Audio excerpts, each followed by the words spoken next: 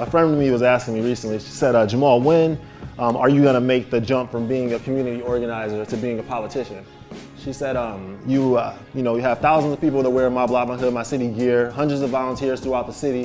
When are you gonna cash in on that social capital? Funny because, I never grew up trying to be a community organizer, right?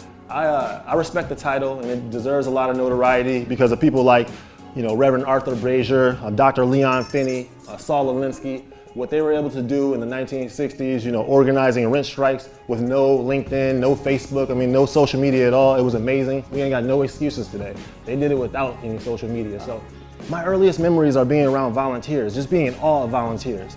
I never knew what a volunteer was. I just knew we were homeless.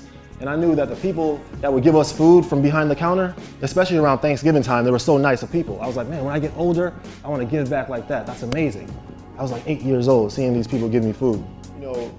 Each time a man stands up for an ideal or strikes out against injustice, he's creating a tiny ripple of hope.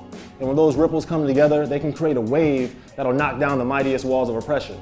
I'm like shooting my free throws like, man, when I get older, I want to create that ripple. I want to create my tiny ripple, right? And then he'd come through the next day playing Dr. King. And Dr. King would say, in a real sense, all life is interrelated. All men are caught in this inescapable network of mutuality bound by a single garment of destiny. What affects one person directly affects all of us indirectly. I can't be what I ought to be until you are what you ought to be, and you can't be what you ought to be until I am what I ought to be. That's the interrelated structure of reality. And I remember thinking, wow, interrelated. Man, when I get older, I want to see if I can make Chicago more interconnected. This is what I was thinking, right? So I say all this to say that I never grew up trying to be a community organizer or be a politician, right? My name is Jamal Cole. I live on the south side of Chicago, and my natural instinct is to get involved.